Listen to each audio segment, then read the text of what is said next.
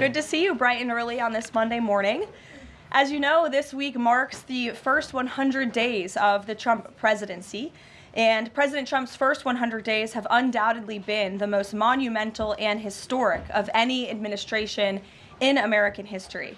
President Trump has already delivered on hundreds of promises he made to the American people, and we will continue to talk about all of them throughout this week. Tomorrow, I will host a press briefing at this same time, bright and early again, to highlight the Trump administration's economic accomplishments with our Treasury Secretary, Scott Bessent. And tomorrow night, President Trump will travel to Michigan to discuss all that he has achieved on behalf of the American people.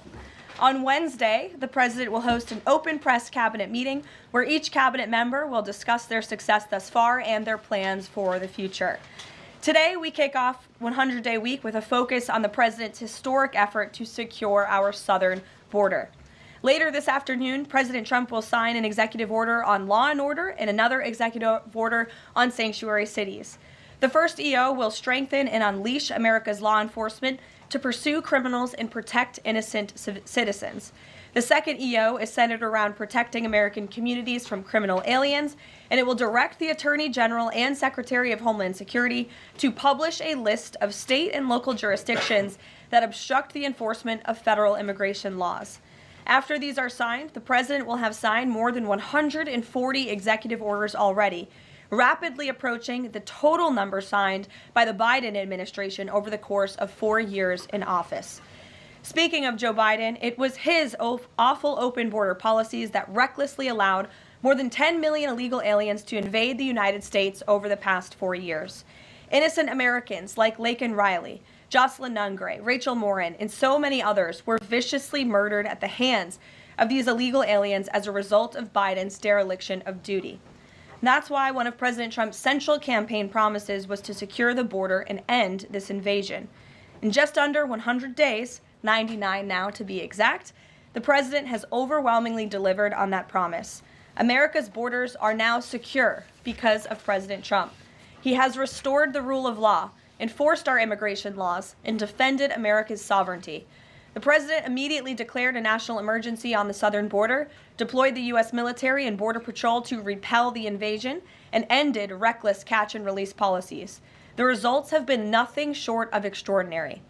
Between President Trump's inauguration and April 1 of this month, only 9 illegal aliens were released into the United States, a staggering 99.99% decrease from the more than 184,000 illegal aliens who were released into the country under Biden during the same period last year. The number of unaccompanied illegal alien children arriving at the border has also hit a record low.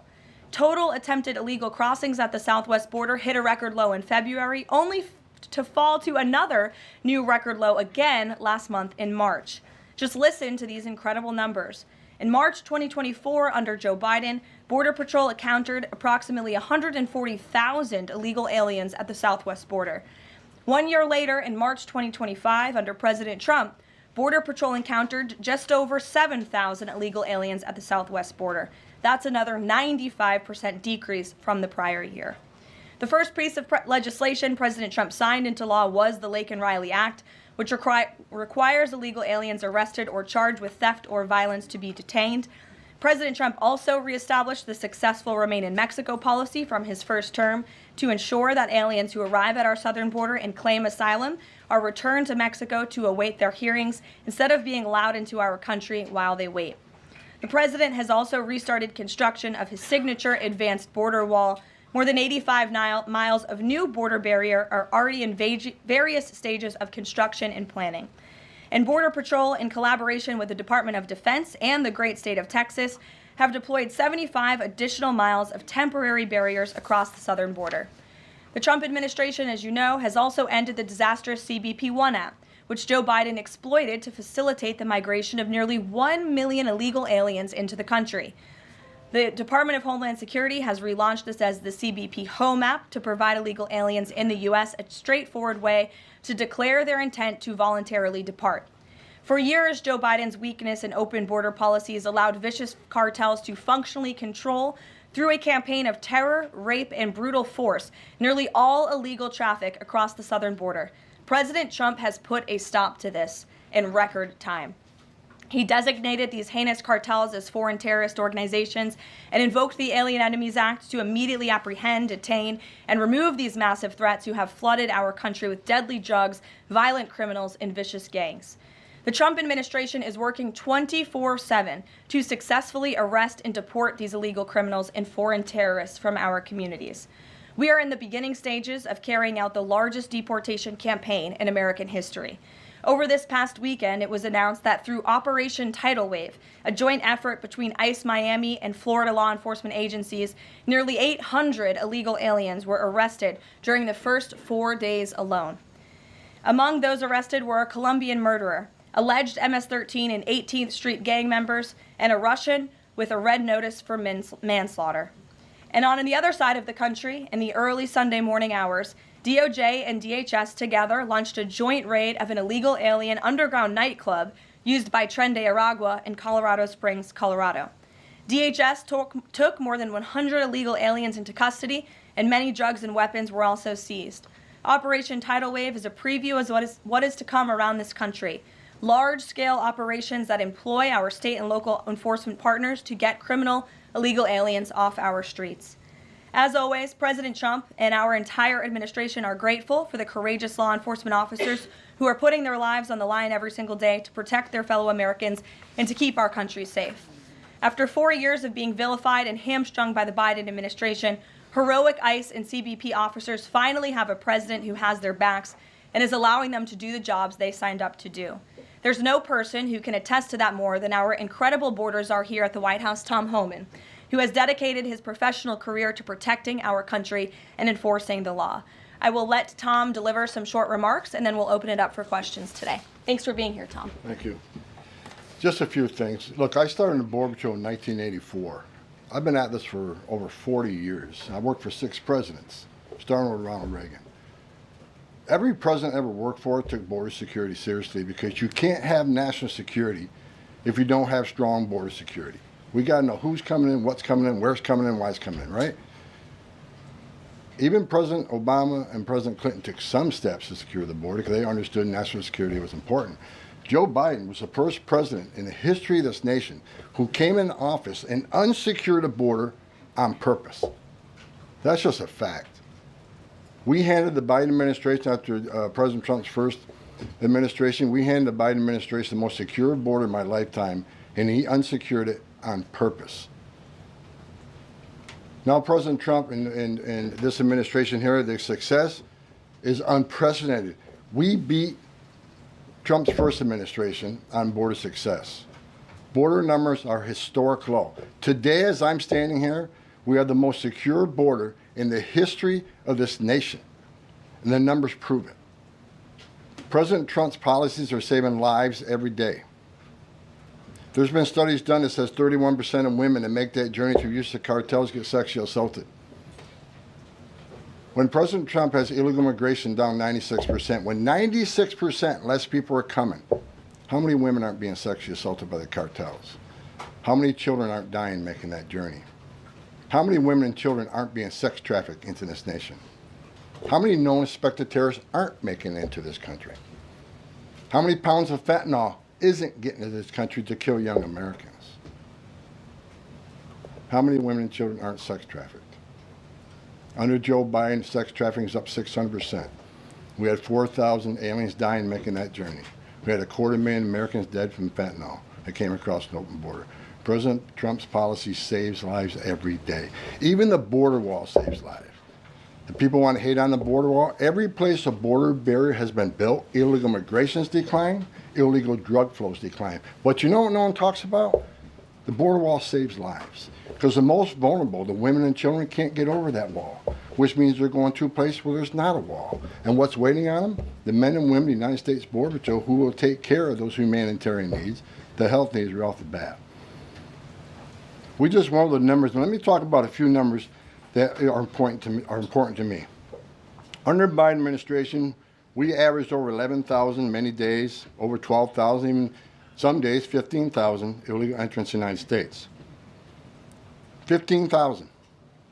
You know what the number was the last 24 hours? 178. 15,000 to 178. Unprecedented success. On an average day in the Biden administration, known gotaways. People we knew crossed the border because they're on video, drone traffic, or sensor traffic. Crossed the border, weren't apprehended, weren't fingerprinted, weren't vetted.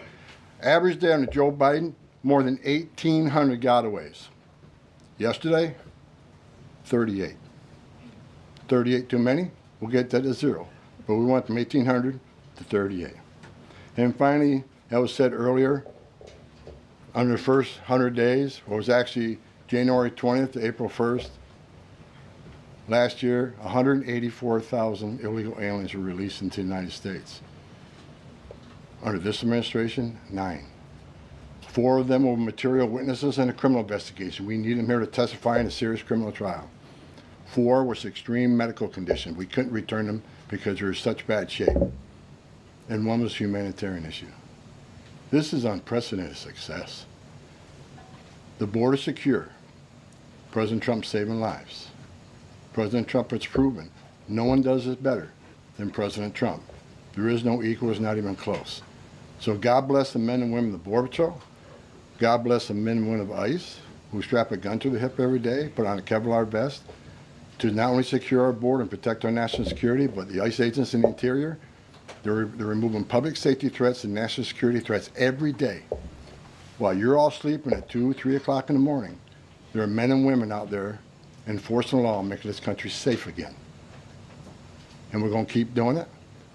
It's full speed ahead. So I'll leave it at that. Awesome.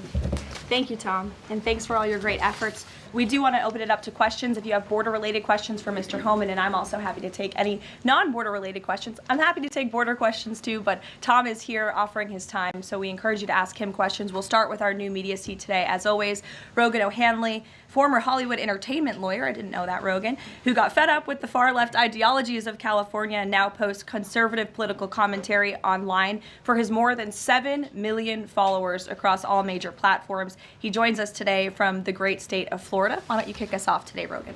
Thank you, Caroline.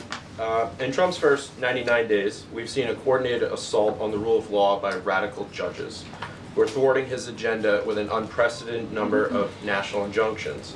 These judges are providing more due process to violent MS-13 and Tren de Aragua illegal aliens than they did for American citizens who peacefully protested on January 6th. As Stephen Miller has highlighted, it would be utterly ridiculous to have full trials and appeals for the more than 15 million illegal aliens that came across our border under Joe Biden. Many are now calling for Trump to circumvent these radical judges and consider suspending the writ of habeas corpus solely for these illegal aliens in accordance with the terms of Article 1, Section 9 of the United States Constitution, which explicitly allows for such a measure when there is a rebellion or invasion. There's strong precedent for this action, being that it was exercised by 3 of our greatest presidents, Abraham Lincoln, Ulysses S. Grant, and Democrats' favorite president of all time, FDR. All 3 of which are not only celebrated by historians, but are immortalized on our national currency with their faces on there. Furthermore, all 3 used it against American citizens, where in this instance we would only be using it against illegal aliens.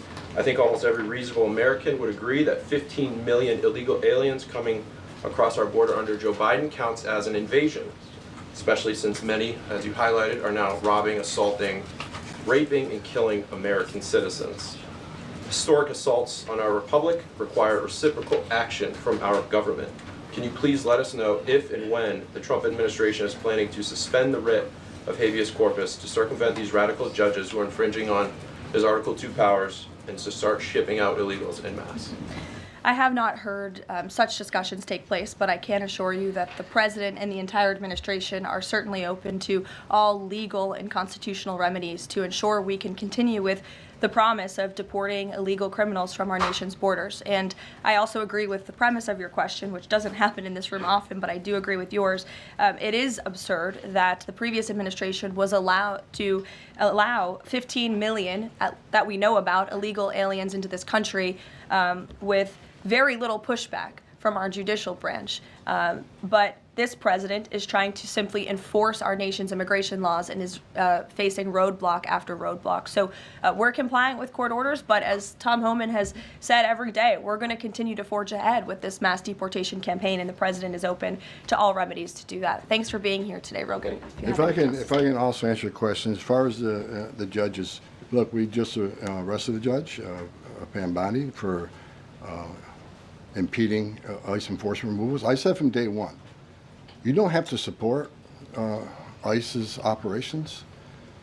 You can support sanctuary cities if that's what you desire to do. Sanctuary cities can stand aside and watch ICE keep their communities safe, because any public official, whether you're mayor, city councilman, or governor, their number one responsibility is protection of the communities. And ICE has been clear, we're targeting public safety threats and national security threats. I can't believe there's any elected official, and especially a judge, that doesn't believe we should be doing that, and they should be helping us.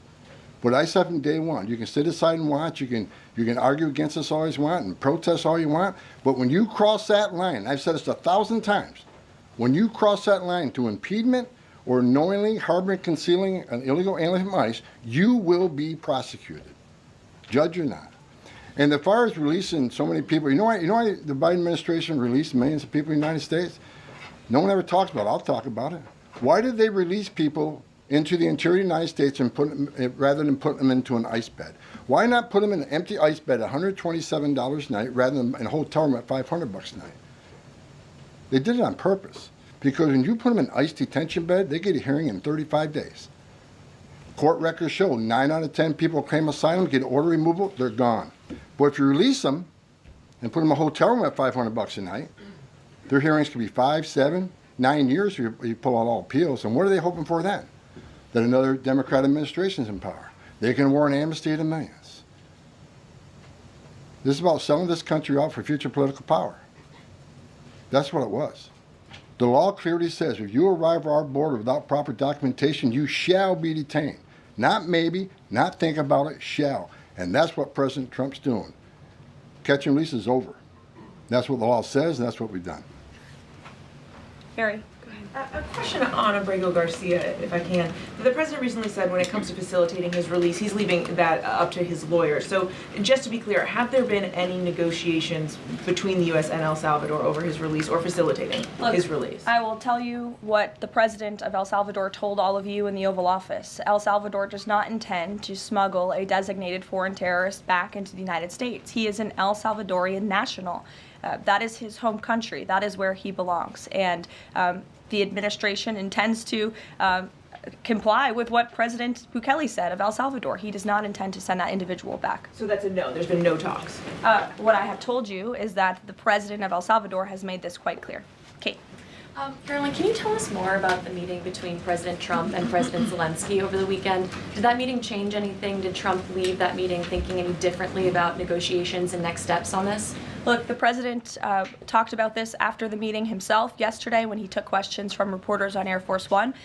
He thinks that he is increasingly frustrated with leaders of both countries. He wants to see a permanent ceasefire. I understand Vladimir Putin this morning offered a temporary ceasefire. The president has made it clear he wants to see a permanent ceasefire first to stop the killing, stop the bloodshed. And while he remains optimistic he can strike a deal, he's also being realistic as well. And both leaders need to come to the table to negotiate their way out of this. And I do think that the president meeting with President Zelensky shows that he is exuding a lot of effort and time into this because he wants to be a peacemaker president, which he was in his first term. He intends to do that again.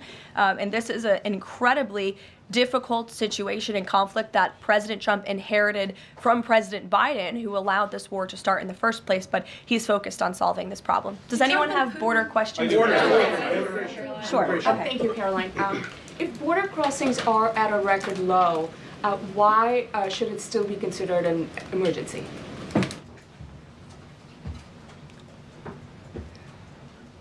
It's because of what has happened in the last administration. We got to ensure that not 1 ounce of fentanyl comes across the border to kill Americans. The president has declared the cartels in Mexico with terrorist organizations, along with MS-13 TDA. They've killed more Americans than every terrorist organization in the world combined. It's an emergency till we shut it down. It's an emergency till the cartels are wiped off the face of this earth. President Trump's committed to saving every life. Now, I just mentioned Gotaways, 38 yesterday. Who are the gotaways? Where do they come from? We had over 2 million gotaways under Joe Biden's administration. Why did 2 million people pay more to get away? Under the Biden administration, you pay a cartel this amount of money to cross the border. Cartel's job ends at the border. Just turn yourself in a green uniform. Get released in 24 hours. Get a free airline ticket to the city of your choice. Get a free hotel room. Get 3 meals a day. Get free medical care. Get work authorization in 90, 120 days, which is the real reason they came here. Why did 2 million people pay more to get away? Because they didn't want to be vetted. They didn't want to be fingerprinted. We've arrested over 400 people on the terrorist watch list coming across the southern border in 4 years. How many of the 2 million came? How many of the 2 million came from countries sponsoring terror? If you think it's zero, then you're ignorant. This is the biggest national security failure this country's ever seen. This is the border emergency until we end it, end all of it. We're making good strides, but right now it's still an emergency until we shut it down. Go ahead. This is a question for Mr. Homan. Late last week, there were 3 U.S. citizen children who were removed with their mothers who were in the United States illegally. There have been a federal judge in Louisiana who was appointed by President Trump said that he was concerned that there was, quote, no meaningful process. Are you concerned that due process, at least for the U.S. citizen children, is being flouted and that the speed at which the enforcement is being done could lead to errors, as was the case in the Kilmar-Abreu-Garcia case? And then also if you could give an update on the deportation numbers under this administration and whether you're pleased with them. First of all, I don't accept the term error in Abreu-Garcia. There was an oversight. There was a withholding order. But things have changed. The facts around the withholding order has changed. He is now a terrorist. We're seeing the withholding order set aside. And the gang he was fearing from being removed to El Salvador no longer exists. So the facts around that case are totally different. I'll let the lawyers litigate that. But as far as the 3 USC kids, I'd said from day one that if you enter this country legally, it's a crime. If you remain in this country legally and you ignore a judge's order about deporting, if you choose to have a U.S. citizen child, knowing you're in this country legally, you put yourself in that position. You put your family in that position. What we did is remove children with their mothers who requested the children depart with them. This was a parental decision. Parenting 101. The mothers made that choice. And I tell you what, if we didn't do it, the story today would be Trump administration separating families again. No, we're keeping families together. So when a parent says, I want my 2-year-old baby to go with me, we made that happen. They weren't deported. We don't deport U.S. citizens. The parents made that decision, not the United States government. But I don't hear any questions about Laken Riley had a mother. She's never going to see her child again. Rachel Morin, she had 5 children. Those children are never going to see their mom again. This administration is doing the right thing. Every public safety threat we arrest in this country and remove them, this country is much safer. So parents will make a decision what happens to their child. Having a U.S. citizen child does not make you immune from our laws. If that's the message we send the entire world, enter the country legally. It's a crime. Don't worry about it.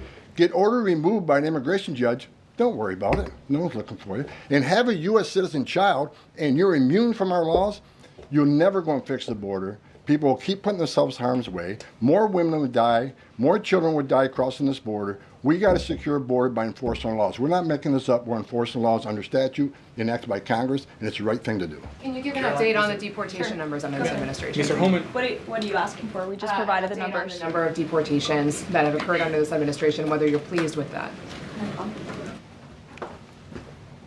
Last number I got was 139,000 deportations.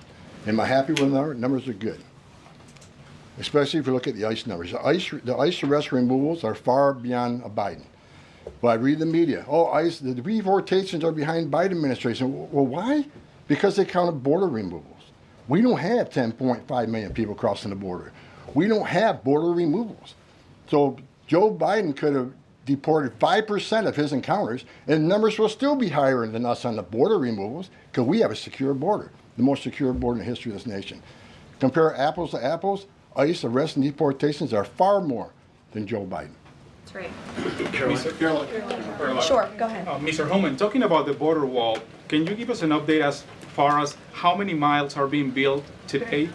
And is Mexico paying for it, as the president said they were going to? Well, first of all, I'll answer that question because I already answered it in my opening remarks. To date, since January 1st, there's been more than 85 miles of new border wall construction in various stages of that construction and planning. The president has made it clear to Congress that we want to see more funding for not just border wall construction, but also to support our ICE agents and our Border Patrol agents who are on the ground facilitating with this mass deportation effort. So he's clear that Mexico is not going to pay for it? Is that what you're Let's saying? address that. Trump said Mexico will pay for the wall. They have in a roundabout way, have they not? Putting 10,000 military on the northern and southern border, taking the action they did remain in Mexico. They didn't have to do that. They're doing it. Putting military on the southern border. Have moved illegal immigration to a record low. We're saving millions of dollars every day on detention, transportation, removal proceedings. We've more than made up for the cost of that wall because of the actions of Mexico. So is Mexico helping build that wall? Yeah, because we're saving so much money, millions of dollars a day, that we can afford to build that wall. So actually, yes, they're helping to build a wall. John Milford. Thanks a lot, Caroline. Mr. Homan, a question for you. You're the Border Czar. Can you give an estimate as to how many individuals are in the United States illegally? That's number one, and I'm sure you're very familiar with that number, an estimate.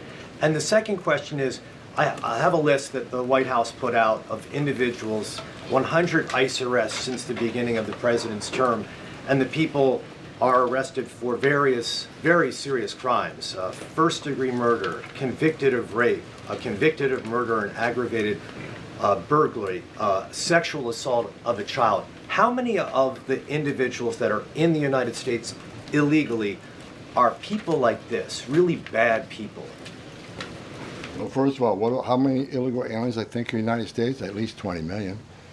He said, where'd you come up with that number? We've been speaking about 12 million for 20 years. We know we got 10.5 that we know of came to the border. How many don't we know of? I talked about known gotaways at 2 million. How many unknown gotaways we have? Like between the Big Bend sector in Texas where there's no technology, how many 1,000 people did get across through there? We wouldn't know. We would know now. But, you know, so I would venture over 20 million. But your question is, last count, last I looked, there was about 700,000 illegal aliens with criminal charges walking the streets of this country. 700,000. And that's what we're looking for now. That's what we're prioritizing. Them and national security threats. We'll go to the back row. Thanks, Caroline. Yes. For Mr. Homan, I'm Taylor with Spectrum News. We have a station up in Rochester, New York. It was reported you're visiting there tomorrow. Can you talk a bit about the purpose of your trip? I know the Trump administration is suing the city over its sanctuary city policies, how the executive order Caroline alluded to ties into it, and what your message is for communities and community leaders who say, we're able to establish our own rules here, we're worried about this input from the federal level. Can you talk a bit about that? Well, same thing I talked about earlier. I don't think any elected mayor, any elected governor should want public safety threats, those illegally in the United States, public safety threats, walking through the community. And what happened in Rochester, HSI agent called for emergency assistance. Officers of Rochester PD responded to a call from emergency assistance from a federal law enforcement officer. They responded. Then they got disciplined. I don't think anybody can come up with one instance where an ICE agent, a Border Patrol agent, didn't respond to an emergency call from assistance from any law enforcement agency. Cops need to help cops, especially in an emergency situation. But they got disciplined. And I met those officers down in Nashville soon after that. I think it was a couple of days after it. And I told them I stand with them. They did the right thing. Law enforcement responding to emergency assistance from law enforcement. So I'm going up there to support the men and women of law enforcement, the men and women who carry that badge and gun every day. They're working the streets at 2 a.m. while we're all sleeping. I'm going to give my support, and they just announced a lawsuit, and that's one of many. Sanctuary City is going to be sued on this administration for flouting immigration law. I mean, the law is clear, and they're violating it, and this administration is going to take actions. I'm going up there to show my support and men and women of law enforcement. I started as a cop, and the community. I'm showing support for them. Because the community wants their police officers to be officers too. The communities don't want public safety threats walking around their communities either. And that's what it's all about, and that's why I'm going. Caroline. Sure. Thanks, Caroline. Mr. Homan, how close are you to housing migrants at U.S. DoD facilities like Fort Bliss in Texas? Well, we're already housing at Guantanamo. Port Bliss is being ramped up, so in the very near future. I don't have a timetable because things need to be done, construction needs to be done. We're making sure the facilities are ready to accept. We're making sure the facilities are able to care for the people. They're going to be detained, so I don't know the timeline right now. It changes every day because of various issues, but we're working on it. Are you intending to hold families there, including families with American citizen children? Family residential centers are for families. They're not jails, they're open-air campers built for families, which means they have child psychologists, they have pediatricians. And why family residential centers? Because we want to make sure that child is with a parent. Unlike the last administration who stopped DNA testing, who many investigations of children being smuggled in the country with some that wasn't related to them claiming to be a parent. So we're going to make sure children are with parents. We're going to make sure that's actually a family and that child ain't being trafficked. That's the main reason. Regarding the executive order on sanctuary cities, is the administration planning to pursue any more investigations or prosecutions like was done against the judge in Wisconsin, against local officials? Well, we'd have to defer you to the Department of Justice, obviously, for specific prosecutions or cases against individuals. But as I said in my remarks, the executive order the President will sign later this afternoon does direct the Attorney General and also Kristi Noem, our great Secretary of Homeland Security, to provide a list of sanctuary cities in which local officials are not complying with this federal order and are not complying with federal immigration laws. It's quite simple. Obey the law, respect the law, and don't obstruct federal immigration officials and law enforcement officials when they are simply trying to remove public safety threats from our nation's communities. The American public don't want illegal alien criminals in their communities. They made that quite clear on November 5th, and this administration is determined to enforce our nation's immigration laws, and we're happy to provide the text of that executive order, and as I said, the President will be signing it later this afternoon. Sure. Excuse me. I want to talk about farm workers. The President said earlier this month that there could be leniency for some undocumented farm workers. I'm wondering, where do things stand with that? And I'm also wondering, does that at all undermine his message on immigration, that it's okay for some undocumented people to be in the U.S., but maybe not others? Well, the President was referring to our H-1B and H-1A visa programs, and there have been no final decisions on that at all. But the President, I think, what he was intended to speak about, what he was speaking about, is ensuring that we have a clean, legal immigration system that is being respected and obeyed. And the mass amount of illegal immigration that we've seen over the past 4 years in our country completely undermines our legal immigration system, those seeking citizenship, but also those coming here on a visa to legally and lawfully work. And the President wants to make sure that those programs are respected. Reagan. Thanks, Caroline. My question is for Tom. Tom, Reagan Reese with the Daily Caller. Over the weekend, ICE arrested 2 illegal immigrants for allegedly stealing Secretary Noem's purse over the weekend. What can you tell us about these individuals' immigration history as well as their criminal history? I don't have the criminal history, but I know the one that stole the purse is supposedly in the country legally. But, you know, pick the wrong person to steal first from. I mean, Secretary Noem's a strong secretary. I know I've been talking about the success of men and women of the Border Patrol and ICE, but under her strong leadership, she's a game changer. So I'm happy to work with her, despite the media I've read that me and Kristi Noem have differences. Me and Kristi Noem are attached at the hip. There's no daylight between us. We're both going to push the President's agenda. She's a strong secretary, and I'm glad she's in here, and I'm glad. But again, that illegal alien, pick the wrong person, steal first from. I'm telling you. Mary Margaret, go ahead. Thank you, Caroline. I have 2 questions, one for Mr. Homan, one for you on the White House Correspondents' Dinner. I'd like to start with you, though, Tom Homan. This list has a very high number of sexual assaults on a child. Can you comment on that and why there's so many crimes against children committed by illegals in this country? I don't know why. It's sick. It's the worst crime in the world when you sexually assault a child. I mean, the most innocent of us all. But that's why I made a statement that one time I was going to go to Boston, bring hell with me, and the media went crazy. At Tom Homan says he's going to go to Boston, bring hell with him.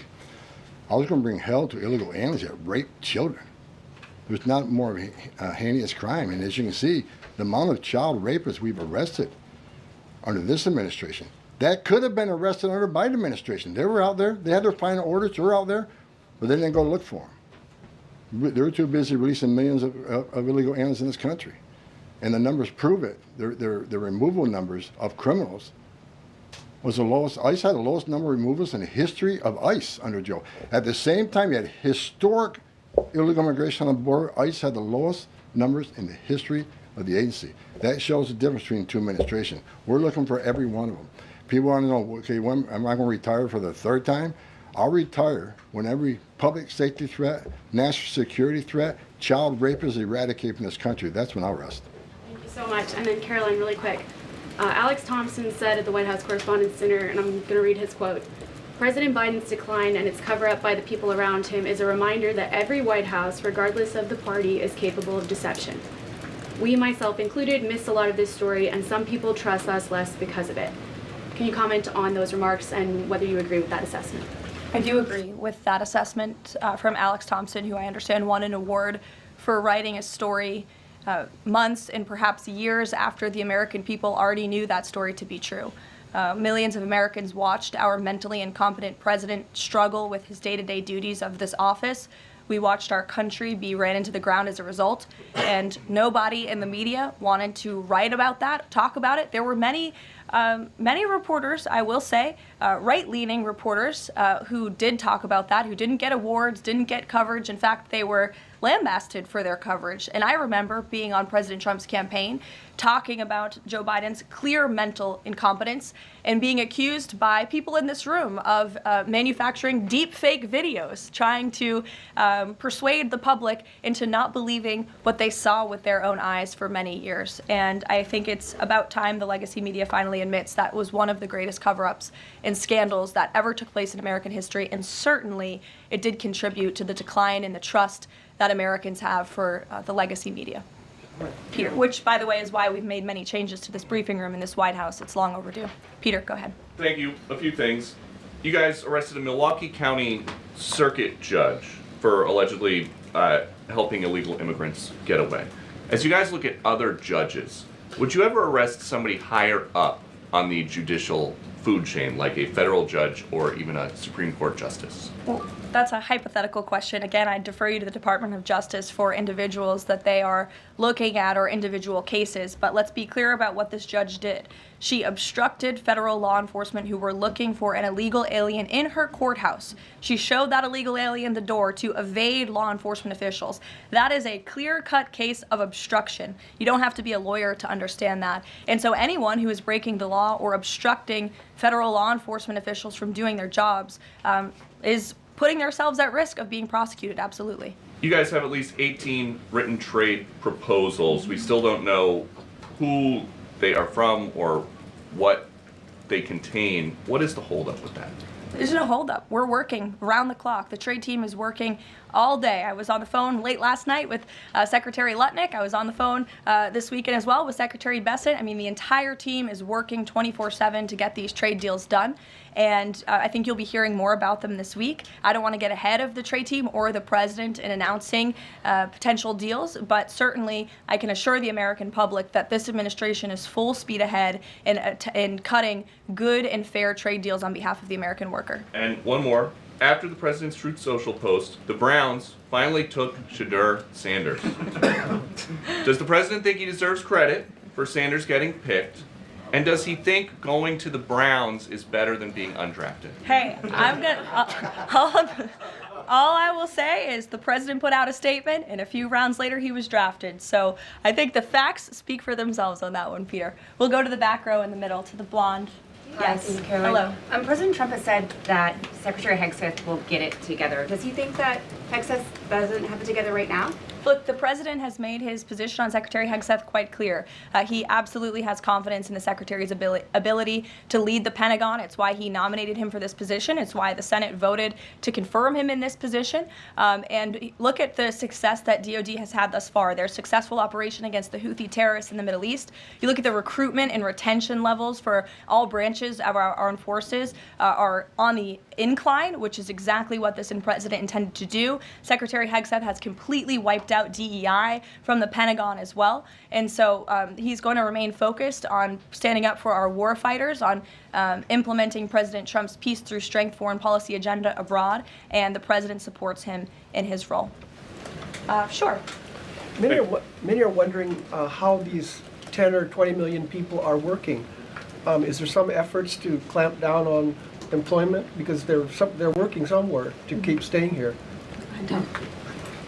The number of worksite enforcement actions have tripled this year, and it's going to triple again. Because in sanctuary jurisdictions especially, if we can't arrest a bad guy in the safety and security of a county jail, and they're going to release them into the community, that means we go into the community. If we can't arrest them in the community, we'll arrest them at their work site. We got to do what we got to do to arrest public safety threats. There's no sanctuary for public safety threats in this country, so worksite enforcement is going to increase even more than it already has. And another reason for worksite, the last administration stopped worksites. Where's the number one place we find victims of trafficking, victims of forced labor trafficking, in work sites? So not only are we going to enforce law on work sites, we're going to save victims of trafficking. That's another reason we've increased worksite enforcement. Awesome.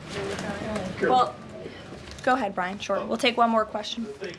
This is for Mr. Homan. We all walk by these heinous yard signs that are along Pebble Beach. What is some of the feedback that your ICE agents are getting in the field from the community as they remove these individuals from their families, their neighborhood, their schools, or all the places in their community? What's been the reaction that your ICE agents have gotten from the people who live amongst these individuals? The morale of ICE and Border Patrol is at all-time high because they're getting to uphold the oath they took, and they're enforcing the law. Border Patrol and the Biden administration, I met with hundreds of them. They felt like Uber drivers and tourist agents. These men and women joined the ranks of ICE and Border Patrol to enforce the law, make the community safer, and protect national security. I hear it all the time. There's a lot of people in this country who don't like me. I don't care. But when I walk through an airport, I have many people walking up to me and thank me for what I'm doing, and I'm not taking credit for anything. The success of the border and immigration enforcement is President Trump and the men and women wearing that uniform. God bless each and every one of them. But I take a pleasure in seeing it because in 40 years of doing this job, people always want to say, why are you so emotional when you testify? Why are you so emotional on network? Because if they wore my shoes for 40 years, they'd understand why I'm emotional. I've talked to little girls as young as 9 years old that were raped multiple times by the cartel members. And when you get to your knees and you talk to that little girl and everything innocent and pure has been ripped from her, when you listen to the Laken Riley, 17 minutes, that young lady fighting for her life, don't just think, okay, a young woman died. Think of how she died, the terror that she went through, and these children that are sexually assaulted. I stood in back of a tractor trailer and 19 dead people at my feet that baked to death. Illegal immigration is not a victimless crime. And so every sick person we take off the streets, especially child rapists, it makes this country much safer. Every illegal alien we arrest, public safety threat, one at a time, makes this country safer. But I got one thing I need to say real quick before I leave. Take your notes from you, Tom. Take my notes from me. I'm going to read it. I don't want any misinterpretation of what I'm reading to you. The registration requirements under 8 U.S.C. 1302. If you're illegal alien in the United States, this message is for you. You cannot hide from ICE. We're actively looking for you. Federal law requires every alien in the United States who has been present in the United States more than 30 days needs to register. For those 14 years or older, you need to be fingerprinted with the Department of Homeland Security. Federal law requires every alien in the United States to tell DHS in writing if you have a change in address within 10 days of changing that address. Failing to register with DHS and failure to tell DHS about your new address are criminal offenses, and they're going to be treated as such. Starting today. Make no mistake, if you're in the country illegally and you fail to do what the law requires, we will prosecute you, you will go to jail, then we'll deport you. Second law, penalties for failure to depart, 8 U.S.C. 1253. If you're alien inside the United States who has a final order, this message is for you. If you have a final order, the Trump administration is committed to enforcing our immigration laws, especially for those aliens who have received final orders of deportation. There are currently around 1.4 million illegal aliens who have been ordered removed but remain here in violation of the law. We will aggressively prosecute, consistent with long-standing law, those aliens for failing or refusing to depart or who takes other related actions aimed at hindering their removal. You cannot open the door, you cannot answer questions, you cannot open your car door, you consider it to evade law enforcement. If you fail to leave the United States after receiving a removal order, we can and will issue monetary fines up to $998 a day. Evading your arrest, knowing you have a final order or removal, is a criminal offense. We will prosecute, then we'll deport you. Get your affairs in order. If you're in the country illegally, work with ICE, go to CBP 1 home app, and leave on your own. Because we have to find you, deport you, and prosecute you. You'll have a bar placed on you, and you won't come back to this country. You won't be able to come back on a visitor's visa, a tourist visa. If you have your citizen child, can't petition for you. If you're in this country, get your affairs in order and work with us and get yourself removed from this country. That's what law requires, and we're going to enforce that law. Awesome. Thank you so much, Tom. You can get back to work now. Look, he's already leaving. He's got a lot to do, a lot of illegal immigrants to deport. But thanks, everyone, for joining us bright and early this morning. As I said at the top, we will do this again tomorrow to talk about the economy, which is another promise made and kept by the president. And I'll be joined by the Secretary of Treasury, Scott Bessent, 8:30 tomorrow morning. Today, the president is welcoming the Super Bowl champions, Philadelphia Eagles. If we have any Philly fans, that will be at 4 o'clock. And then the president will sign those executive orders I spoke of and a few others at 5 p.m. So we'll see you all later. Have a great day.